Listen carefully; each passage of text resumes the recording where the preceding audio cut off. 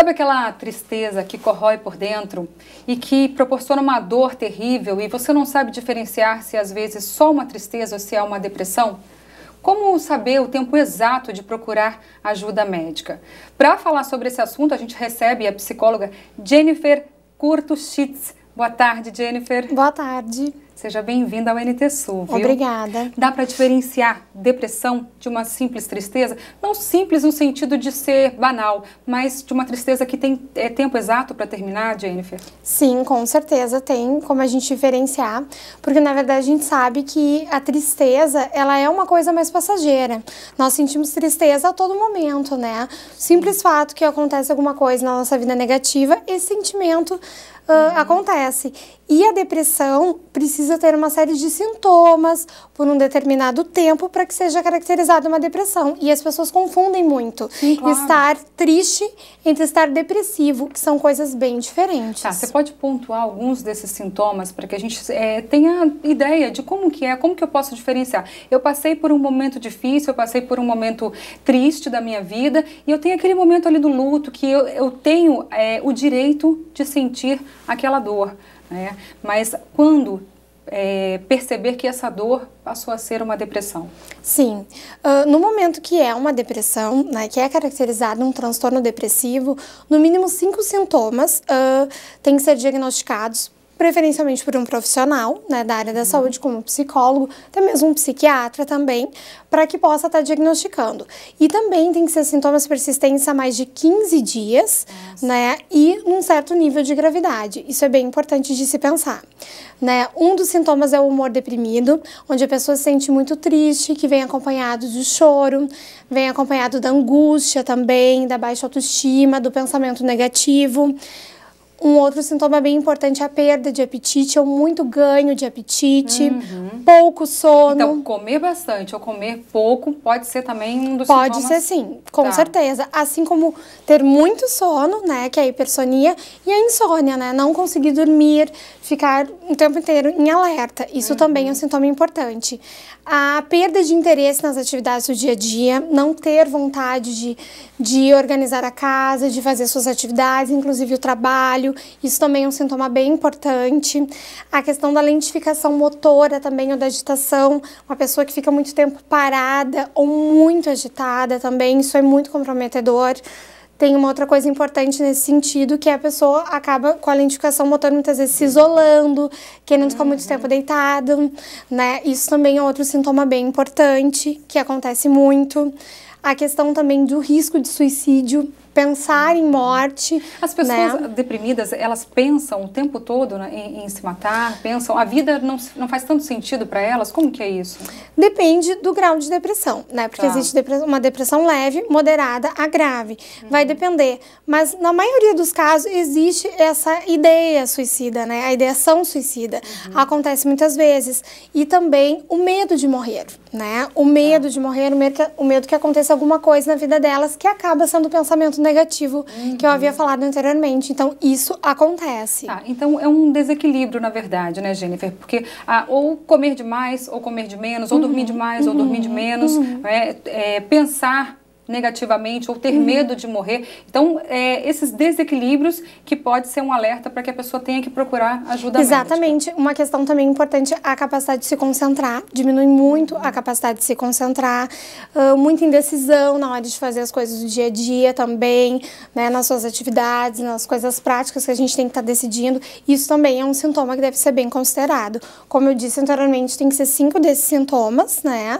E depois de 15 dias, para se começar a pensar num diagnóstico em torno de depressão.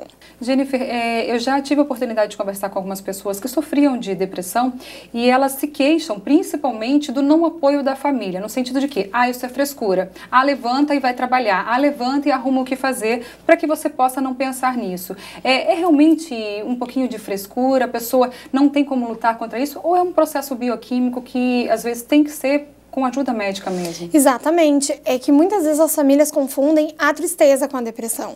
E acabam achando que não é depressão. É só uma tristeza que vai passar. Muitas vezes as pessoas não conseguem se levantar da cama, né?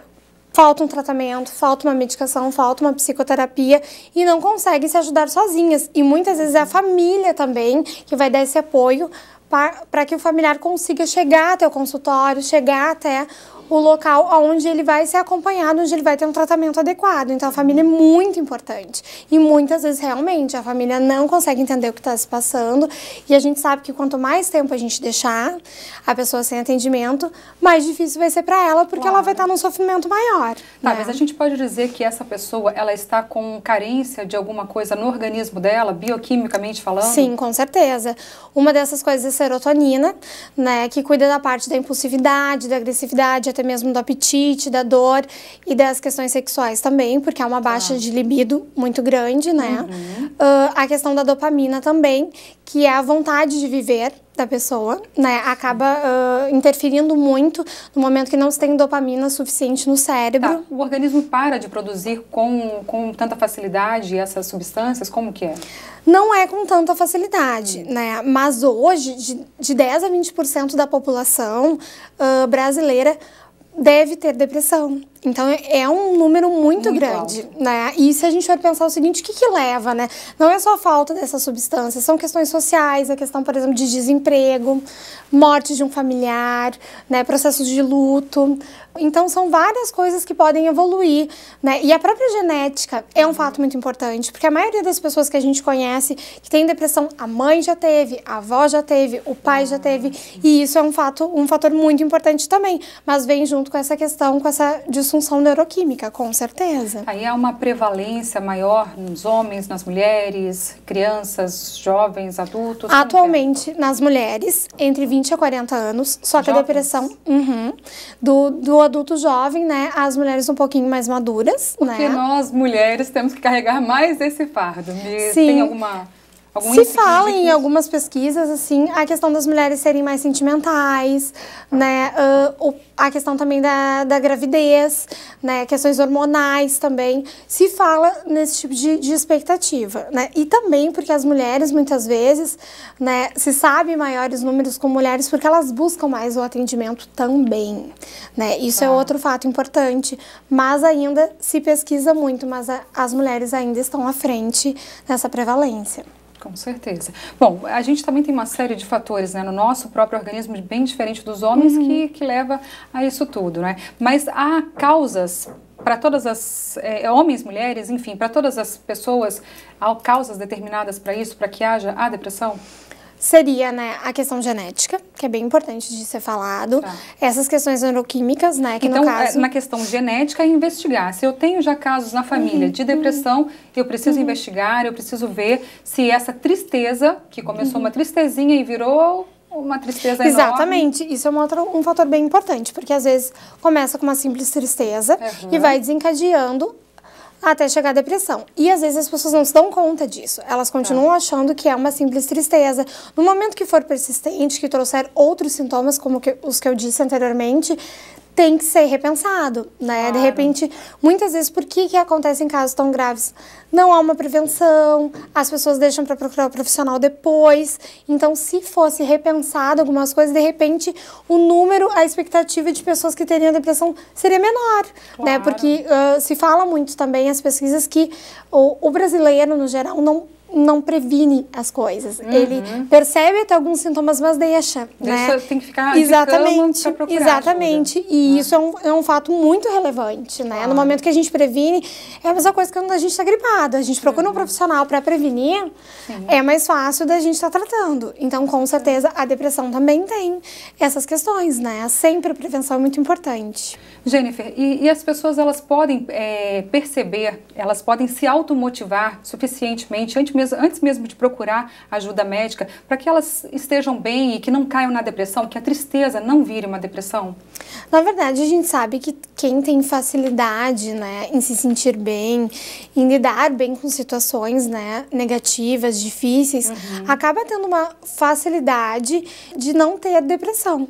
Né? Pode-se dizer que sim, mas na verdade vai depender muito das suas vivências, do que vai acontecer na sua vida, né? Isso acaba influenciando muito. Claro que uma pessoa, né, que busca resolver suas situações, que faz terapia, tem uma tendência um pouco menor, mas isso não é tão relevante, né? Claro que as questões principais é realmente poder fazer um tratamento. Claro que pessoas que fazem terapia, o profissional está sempre observando, né? Tá sempre conversando sobre certos sintomas, com certeza vai ser uma pessoa que tem uma chance muito menor, né, de ter depressão do que outras pessoas que não procuram, né, que não resolvem questões suas, com certeza, né. A gente ouve bastante dizer que comportamentos geram sentimentos que geram resultados. Isso vale para a depressão também?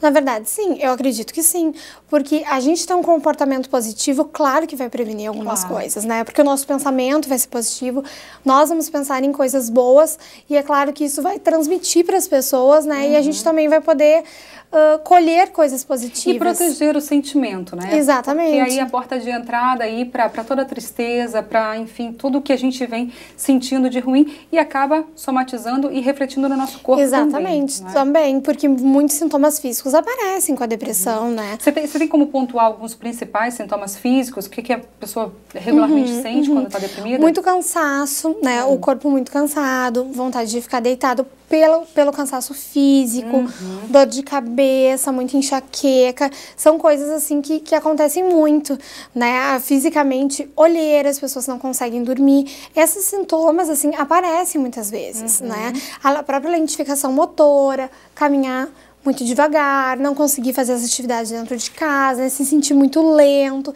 Isso são sintomas físicos que aparecem muitas vezes, né? Com certeza. Você tinha dito para mim que tinha trazido algumas dicas para o pessoal. Eu gostaria que deixar o espaço aberto para que você fale com o pessoal.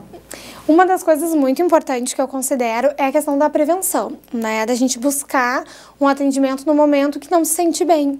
Porque, na verdade, em muitos momentos, nem é o próprio ser humano que consegue avaliar que não está se sentindo bem, mas um familiar observa, o namorado, para as pessoas entenderem o que é tristeza e o que é depressão, né? Isso precisa ficar muito claro, né? Que, na verdade, a gente sabe que hoje a gente tem uma expectativa que até 2030 a depressão vai ser o principal transtorno mental que vai acometer as pessoas, seja criança, adolescente, até os adultos. Em plena era da comunicação. Exatamente. A gente tem tanta tristeza. Exatamente. Só que na era da comunicação as pessoas estão se isolando cada vez mais e elas não conversam, né, cara a cara, não tem contato com as pessoas e estão tendo contato pelo celular, pelo computador. E isso é um fato, sim, que está sendo muito pesquisado, que está sendo trazido por profissionais como questões que têm que ser são preocupantes e têm que ser pensadas, porque as pessoas estão se isolando cada vez mais, não estão se dando conta disso, né? E isso é uma coisa importante, porque a gente precisa do convívio com as pessoas, com a troca com as pessoas. Claro, e as redes sociais, elas trazem essa aparência de que a gente está convivendo. Exatamente, e tá todo mundo super bem, né? As pessoas se enganam muitas vezes pelas redes sociais. Só tem fotos felizes, né? Exatamente. Isso são coisas importantes de se pensar. E, na verdade, como que alguém vai ter contato comigo para ver que eu não estou bem, para me dar uma dica, para me dar uma ajuda, se não tá nem me vendo, se não tá tendo muito contato comigo? Isso tudo também se torna difícil, né? Também a questão da solidão é uma outra coisa muito importante, porque daí as pessoas se isolam, acabam ficando muito solitárias e também acabam apresentando. Hoje pode ser uma tristeza, mas que desencadeado com outros sintomas, por isso é importante de entender o que é uma tristeza que nós sentimos, que nós podemos sentir por 2, 3 dias. Agora, quando essa tristeza vem com outros sintomas, e passa uma semana, passa 2, chega na 3ª semana, a gente já tem que repensar essa tristeza, né? Porque ela não é só uma tristeza, ela vem desencadeando outros sintomas, então tem que ser parado para pensar, para ver o que realmente é importante. Uma pessoa que foi diagnosticada com depressão, começou um tratamento, a importância da continuidade. Porque eu ouvi de um médico que a maior causa da reincidência da depressão e às vezes até levar a pessoa ao suicídio é porque elas começam o tratamento, têm aquela sensação de que estão bem e abandonam o tratamento. Gostaria que você falasse isso é uma coisa muito importante, porque em muitos dos casos as pessoas também tomam medicação. Então vão até o psiquiatra e também ao psicólogo, né? Muitas vezes, né, eu vejo pelas pessoas que eu atendo, eu encaminho até o psiquiatra porque eu vejo que há necessidade de medicação pela falta da dopamina, como eu falei antes, da noradrenalina e também da serotonina. Essas medicações trazem nessas substâncias para o cérebro. Sim, e às vezes não é só um conversar, que seria a parte da psicologia, né? Teria que ser encaminhado para um psiquiatra. Exato, e nisso muitas das pessoas obtêm uma melhora, depois de determinado tempo de atendimento, né, não só clínico com psicólogo, mas de medicação, e largam tudo. O que acontece quando largam tudo? Né, o organismo entra em choque, porque vai faltar aquela substância que naquele momento é muito importante para aquela pessoa, e vai entrar em crise de novo, né? E vão entrar em crises maiores, porque isso é um outro dado importante também, que eu pesquisei para trazer, que até 80% das pessoas que já tiveram depressão, elas podem ter de novo. Então, se o tratamento não for bem feito, é claro que a chance é maior de entrar nesses 80%. Sim. Então, isso são coisas que são bem importantes de se pensar, porque o tratamento tem que ser bem feito, né? E tem um início, um meio e um fim. Então, a gente não pode começar a tomar medicação, largar de uma hora para outra, porque o nosso organismo vai sentir, o nosso cérebro vai sentir, né, a mesma coisa a terapia, porque a gente está ali para se autoconhecer na terapia, repensar questões importantes, tentar entender da onde está vindo aqueles sintomas depressivos que desencadeou a depressão. Então, tudo tem um momento, né, e 45 minutos é um atendimento clínico, né? E nós ficamos tantas horas da nossa semana com várias questões, então é claro que não vai ser um atendimento tão breve assim, né? Existe um momento para isso. E a gente precisa estar respeitando muito também a opinião dos profissionais, né? Para entender, porque como não se tem um entendimento, mas como assim? Eu vou vir tanto tempo? Quanto tempo eu vou tomar medicação, né? E na verdade a gente sabe que depois que o paciente começa o tratamento é que a gente vai saber dizer quanto tempo. Na verdade, nem se tem tanto quanto dizer, mas a gente vai poder ter uma prévia de como está indo aquele paciente para ver como as coisas vão se dar. Então, às vezes, também tem um pouco dessa ansiedade que aparece junto da depressão. Vou começar a tomar medicação, um mês vou largar. A gente sabe que é um tratamento, e um tratamento é um dia após o outro. E com certeza em um mês não dá para ter uma Exatamente, e às vezes as pessoas acham que dá. Né? Existe essa questão também. Tá certo. Eu gostaria de agradecer muitíssimo a tua presença aqui, tantos esclarecimentos. Eu acho que isso é muito válido para todos nós. Eu que agradeço a participação. Muito obrigada. Obrigada. Bom, nós ficamos por aqui, mas amanhã ao meio-dia a gente está de volta. Mais informações em novotempo.com/NTSul. Obrigada pela sua companhia. Até amanhã. Tchau.